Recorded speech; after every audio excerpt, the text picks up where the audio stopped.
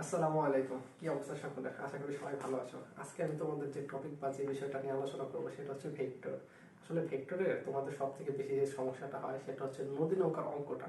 তো আমি আজকে নদী নৌকার অঙ্কটা এমনভাবে তোমাদের বোঝানোর চেষ্টা করবো যে এই একটা ভিডিওর মাধ্যমে আসলে সম্পূর্ণটা বোঝানোর চেষ্টা করবো। আসলে নট অনলি তোমাদের, হ্যাঁ, আমরা যখন পরীক্ষা দিয়েছি ইন্টার, তখন আমার ক্ষেত্রে জানি না অন্য কি হয়েছে জানি না, তো আমার ক্ষেত্রে নদী নৌকার অঙ্ক নিয়ে অনেকটা প্যাচ লাগতো। তো আজকে সব থেকে সহজ ওয়েতে আমি তোমাদেরকে বোঝানোর চেষ্টা করবো, আশা করি তোমরা বুঝবা। আর আরেকটা কথা হলো যে আমি এই চ্যানেলে সাধারণত তোমার ইন্টারের তোমার ফিজিক্স আর ম্যাথটা করাই, হ্যাঁ। তো তোমাদের কোনো চ্যাপ্টার যদি সমস্যা হয় তুমি কাইন্ডলি একটা কমেন্ট করবে যে ভাই আমার এই সমস্যা, এই চ্যাপ্টারে এই সমস্যা, আপনি কাইন্ডলি যদি করেন তো আমি সেই অনুযায়ী আমি তোমাদের আশা করি ভিডিও দিব। তো আজকে হচ্ছে তোমাদের ভেক্টরের আমি নৈর্ণক অঙ্ক করাবো। তো চলো শুরু করা যাক। তোমার একদম বেসিক থেকে আমি শেখাবো, আশা করি তোমরা বুঝবা। আচ্ছা চলো দেখো, এতক্ষণ এইটুকু লিখলাম। এখন দেখো তোমার যে জিনিসটা আসলে সেটাই ধরে নাও।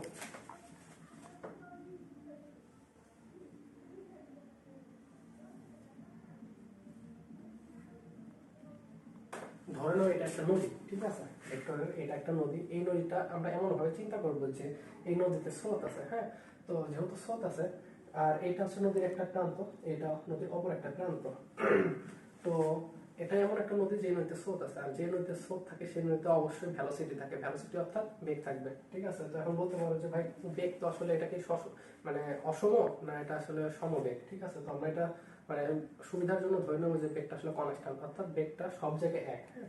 তো এখন আমি তোমাকে যে জিনিসটা একটু বেসিক একটু জিনিস তোমাকে শেখাবো, যে এখানে যে জিনিসটা লিখছি যে তোমাদের প্রশ্ন যেরকম আসে সেটা হচ্ছে কি, যে প্রশ্নে আসে যে লম্বালম্বি বা সোজাসুজি বা ঠিক বিপরীত বিন্দুতে, অর্থাৎ এখান থেকে একটা মাঝি, হ্যাঁ, বা একটা সাঁতারু যদি সোজাসুজি যাইতে তার কত কোণে যেতে হবে, ঠিক আছে? প্রশ্ন এরকম আছে যে লম্বালম্বি বা সোজাসুজি বা ঠিক বিপরীত বিন্দুতে বা 90 ডিগ্রি কোণ করে যেতে হলে কোন দিকে তাকে চালাইতে হবে, কোন দিকে চালাইতে হবে। তো তোমাকে একটু বেসিকটা একটু দেখাই। দেখো একটা মাঝি, আমি তোমাকে ফার্স্টে বলছি যে এটা এমন একটা নদী যে নদীতে কি আছে, স্রোত আছে। তো একটা মাঝি যদি চিন্তা করো, দুই তিনটা কেস তোমাকে বলবো, তুমি জাস্ট বলবা যে একটা মাঝি এই বিন্দু থেকে এইখানে যাবে, হ্যাঁ। তো এই বিন্দুতে যাইতে হলে তাকে কোন দিকে চালাতে হবে, তোমার নিজে বিবেক কি বলে একটু দেখো। আচ্ছা, এইখান থেকে যদি একটা মাঝি এই দিক বরাবর যায়, দেখো ফার্স্ট কেস আমি চিন্তা করি যে একটা মাঝি যদি এই দিক বরাবর যায়, তাহলে কি স্রোত আছে, স্রোত কি করবে, মাঝিকে ডেফিনেটলি ধাক্কা দেবে, হ্যাঁ, ধাক্কা দিবে। সেক্ষেত্রে কি হবে বলতো? সেক্ষেত্রে কিন্তু মাঝিটা এদিক না যে আরো এই দিক দিকে যাবে, তাই না? দেখো আমি তোমাকে একটু বোঝাই। একটা মাঝি যদি এই বরাবর চলে সেক্ষেত্রে কি হবে, স্রোত এদিক আসবে। জানি এটা কোনো স্রোত না, জাস্ট তোমাদের বোঝার জন্য। মনে করো স্রোত কি করবে, মাঝিকে অবশ্যই ধাক্কা দিবে। ধাক্কা দিলে কি হবে দেখো তো, সে কিন্তু এদিক বরাবর যাবে, এদিক বরাবর যাবে না। আচ্ছা, আরেকটা কেস চিন্তা করো, যে মাঝি যদি এই বরাবর গেল, এই দিক বরাবর গেছে, কিন্তু তার যাওয়ার কথা কি এই পারে। আচ্ছা, তো এখন যদি আমি সোজাসুজি যাই, এই পাশ থেকে যদি আমি যাওয়া রওনা শুরু করি, এদিক বরাবর যদি আমি রওনা শুরু করি, তখন কি হবে বলতো? এই স্রোত কিন্তু এই মাঝিকে একে ধাক্কা দেবে। তখন ধাক্কা দিলে কি হবে, তখন কিন্তু অবশ্যই মাঝি এই দিক বরাবর যাবে। সে কিন্তু এই বিন্দুতে যাইতে পারলো না, যেতে পারলো, যেতে পারলো না।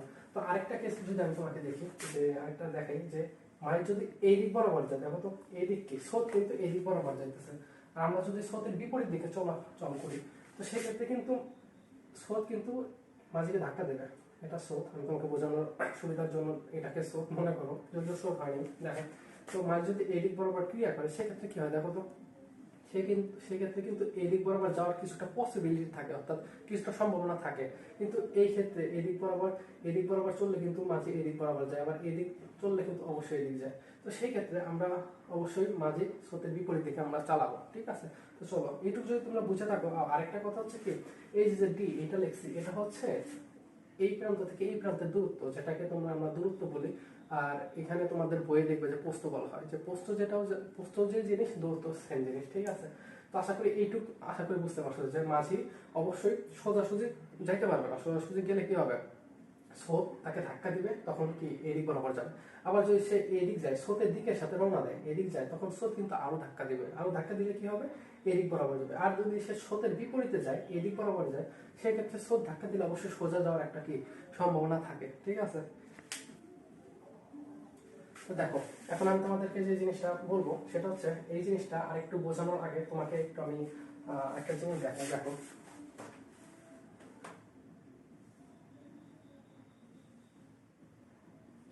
এটা এক্স অক্ষ, এটা এটা ওয়াই অক্ষ, ঠিক আছে?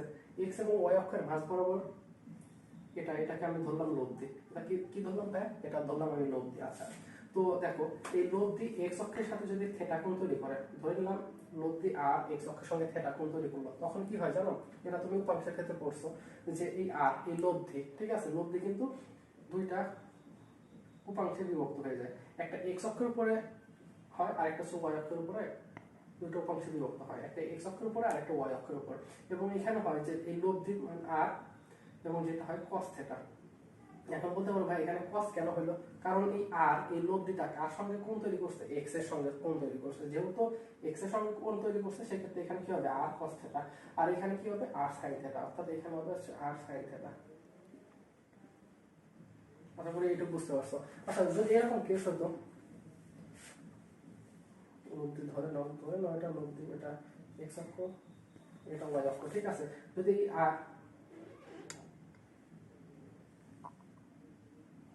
ধরে নাও এই আর, এবার ধরে নাও এবার আর ওয়াই অক্ষের সঙ্গে থিটা কোণ তৈরি করছে। ধরে নাও যে আরটা কি ওয়াই অক্ষের সঙ্গে থিটা কোণ তৈরি করছে, সেই ক্ষেত্রে কি হবে বলতো? সেই ক্ষেত্রে এ আর বেগটা cos থিটা হবে। তাহলে কি বুঝলা? যে যার সঙ্গে কোণ তৈরি করবে তার সঙ্গে কি হবে? সেই বেগটা হবে এবং তার কোসাইনের মান হবে। এবং নিচে কি হবে বলতো? নিচে হবে আর sin থিটা। আশা করি এই পর্যন্ত তোমরা বুঝতে পারছো। ঠিক আছে, তো চলো এবার ম্যাথটা আমরা নদী নৌকা পার হওয়ার ম্যাথটা আসল ম্যাথে যাই। তো দেখো এইখান থেকে ধরে নাও এদিক স্রোত, হ্যাঁ, এটা স্রোত, ঠিক আছে। এই স্রোতকে আমরা ভিটি দ্বারা প্রকাশ করি। ভিটি টি দ্বারা বোঝাচ্ছে টাইড। টাইড অর্থ হচ্ছে কি? স্রোত। তো ভেলোসিটি অফ টাইড অর্থাৎ স্রোতের বেগ। স্রোতের বেগ এদিক ক্রিয়া করতেছে, ঠিক আছে। আর ধরলাম এই দিক, হ্যাঁ, এই দিক যাচ্ছে হচ্ছে এই দিক যে বেগটা যাচ্ছে এটা হচ্ছে তোমার ভাই নৌকার বেগ অথবা স্রোতের বেগ, সরি নৌকার বেগ অথবা মাঝির যে বেগটা সেটা বলতে পারো ভি দ্বারা প্রকাশ করছি, ঠিক আছে। তাহলে কি হবে দেখো তোমরা, তাহলে এই বরাবর যে একটা বেগ যাবে, ঠিক আছে, এই বরাবর কি একটা বেগ যাবে, এটা এক্স অক্ষ বরাবর কি যায়? হ্যাঁ, এক্স অক্ষ বরাবর স্রোতের বেগ ভিটি দ্বারা প্রকাশ করলাম। আর ওয়াই অক্ষ বরাবর যেটা যাচ্ছে এটা হচ্ছে ওয়াই অক্ষ, এটা এক্স অক্ষ এবং এটা ওয়াই অক্ষ, আর এটা হচ্ছে তোমার হচ্ছে নৌকার বেগ। হ্যাঁ, নৌকার বেগ এদিকে আছে। তো এখন দেখো তোমাকে বোঝাচ্ছি যে এইখানে যে তোমার নৌকার যে বেগটা আছে, নৌকার বেগটা এক্স অক্ষের সঙ্গে, এটা কিন্তু এক্স অক্ষ, স্রোতের বেগের সঙ্গে ধরলাম এখানে থিটা কোণে ক্রিয়া করছে। হ্যাঁ, থিটা কোণে ক্রিয়া করছে, থিটা বলতে পারো অথবা আলফা বলতে পারো, যা খুশি বলতে পারো, ঠিক আছে।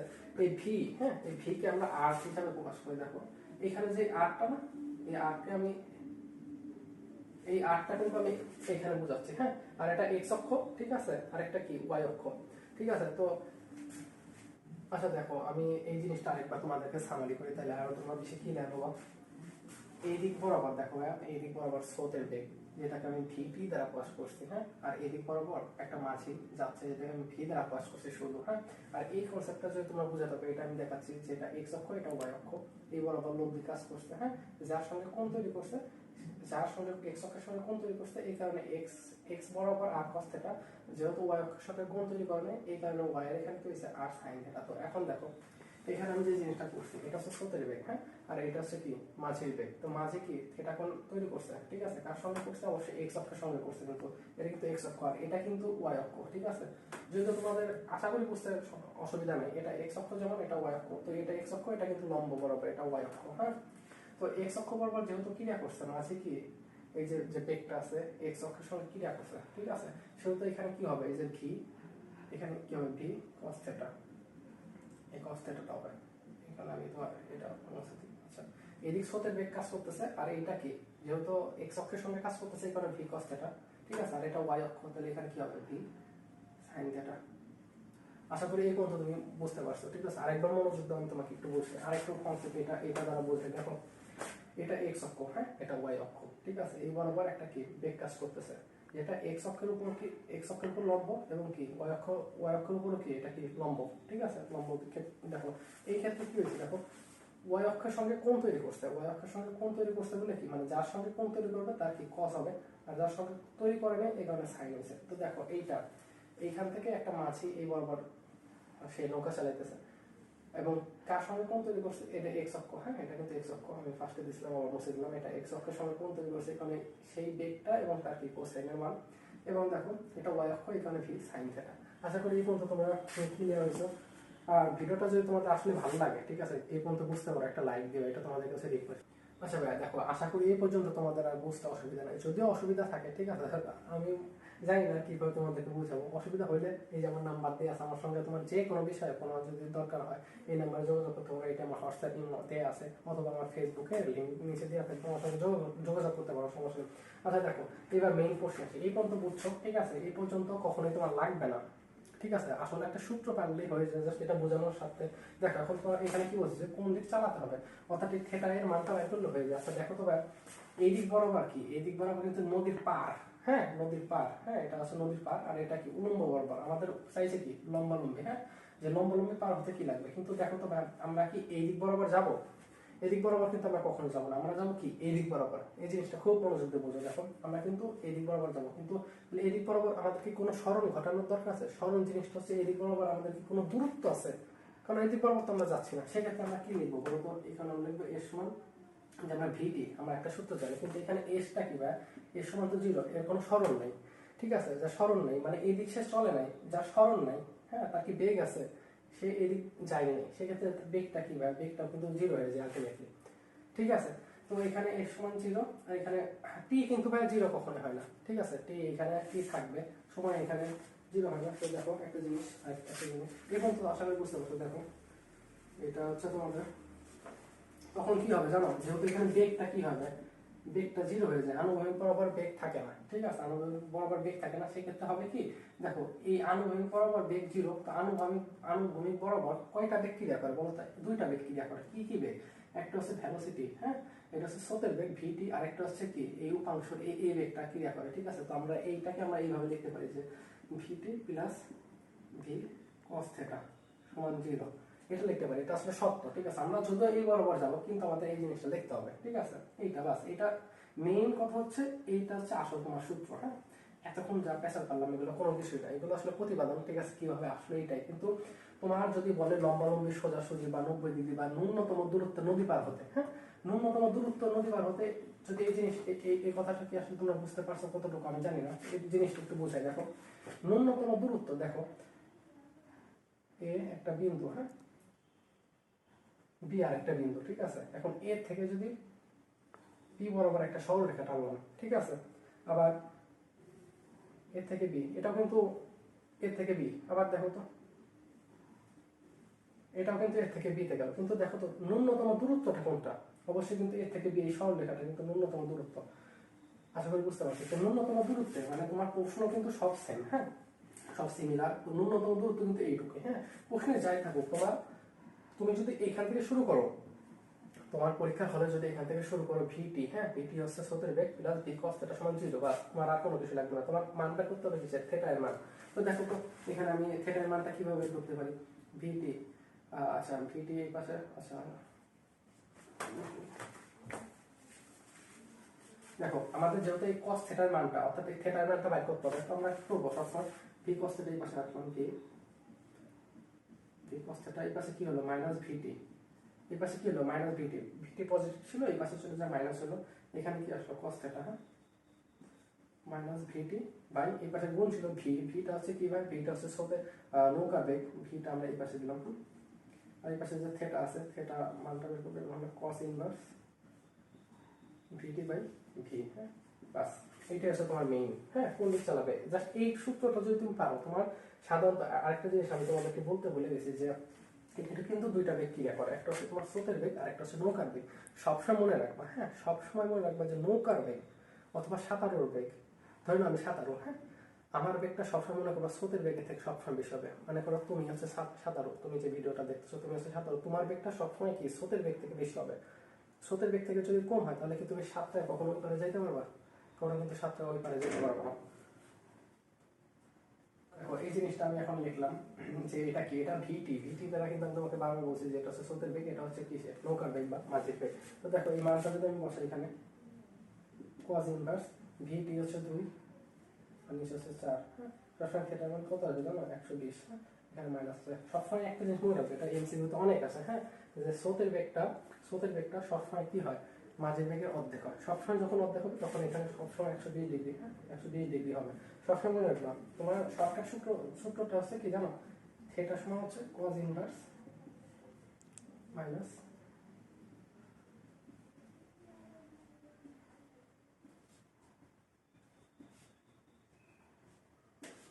এটা হচ্ছে তোমার সব থেকে শর্টকাট সূত্র। এত কিছু যে পড়াইলাম কোনো কিছু লাগবে না, ঠিক আছে? যখন তুমি এমসিকিউ করবে তখন হচ্ছে জাস্ট এই সূত্রটা ছোট মান আর বড় মানটা দিবা, বাস এনাফ।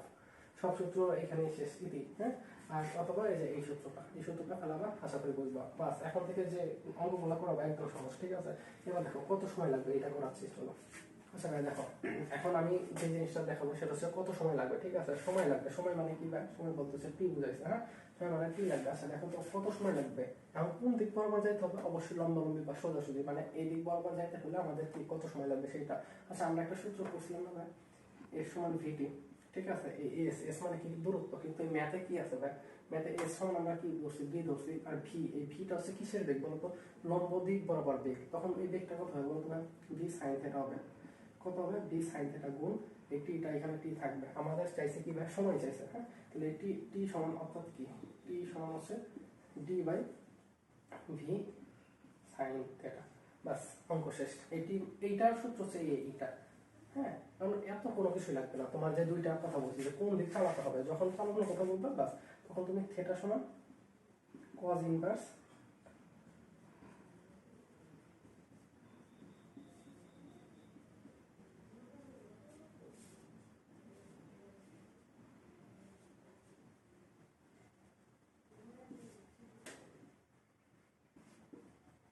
বাস এই দুইটা হচ্ছে সূত্র, ঠিক আছে? কোন দিক চালাবে এটা হচ্ছে শর্টকাট এমসিকিউর জন্য। কিন্তু প্রসেসটা কোনটা বলো তো?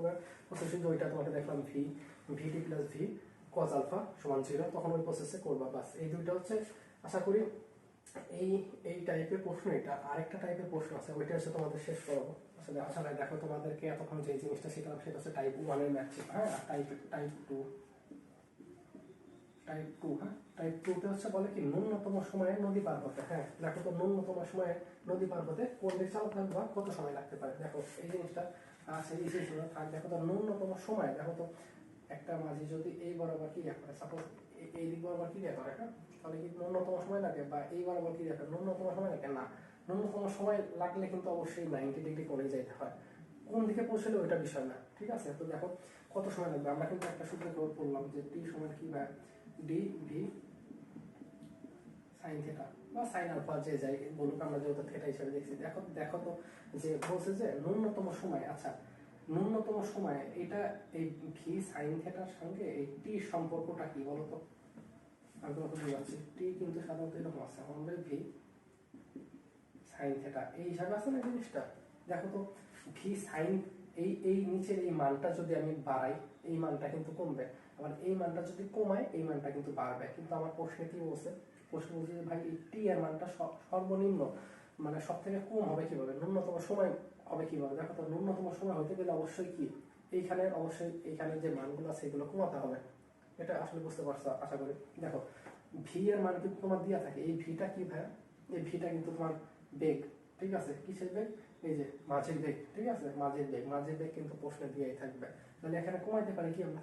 থিটা এর মান কিন্তু আমরা কম বেশি করতে পারি। দেখো তো থিটা এর মান যদি আমরা 0 ধরি, তখন কি পুরো ফাংশনটা আসলে কি হয়ে যায়? সাইন 0 ডিগ্রির মান কত? 0। তখন পুরো ফাংশন কিন্তু 0 হয়ে যায়। তাহলে এখানে যদি আমি 90 ডিগ্রি ধরি, ঠিক আছে? তাহলে কত আসে? 1 আসে। দেখো তো তখন কি হবে? টি সমান, এখানে তো ডি ছিল, ধরো ডি ভি হয়ে যায়। টি সমান কি হয়? D by v. কারণ এখানে সাইন 90 ডিগ্রি যদি বসাই, তো এইটা হচ্ছে আসল সূত্র, হ্যাঁ? এই সূত্রটা করবা, প্রয়োগ হচ্ছে ন্যূনতম সময় নদী পার হতে। ন্যূনতম সময় যখন চাবে তখন এই সূত্র প্রয়োগ করবা। ও আরেকটা কথা বলছে কোন দিকে চালাতে হবে, হ্যাঁ? তখন তো এই যে 90 ডিগ্রি, হ্যাঁ? থিটা সমান 90 ডিগ্রি, হ্যাঁ? এই 90 ডিগ্রি হচ্ছে তোমার এই 1 নম্বরের, হ্যাঁ? আর এই টি এই 2 নম্বর প্রশ্ন কত সময় লাগবে, তাহলে এই যে সূত্রটা ব্যবহার করবা। এই সূত্রটা ব্যবহার করবা, ঠিক আছে? এই সূত্রটা ব্যবহার করলে আশা করি তোমরা বুঝবা। আশা করি আমি ফার্স্ট টাইম যেহেতু করলাম, জানি না কতটুকু বুঝাইতে পারছি। তোমাদের যদি কোনো ধরনের সমস্যা থাকে আমার নিচে ফেসবুক লিঙ্ক দেওয়া থাকবে, তোমরা এখানে আমার সঙ্গে যোগাযোগ করতে পারো। আর এর পরবর্তীতে তোমাদের ম্যাথ অথবা ফিজিক্সে কোন বিষয়টা আসলে বুঝতে অসুবিধা হয় সেটা আমাকে বলবা, আমি চেষ্টা করবো তোমাদের বোঝাই দেওয়ার জন্য। সবাই ভালো থাকো, হ্যাঁ? আল্লাহ হাফেজ।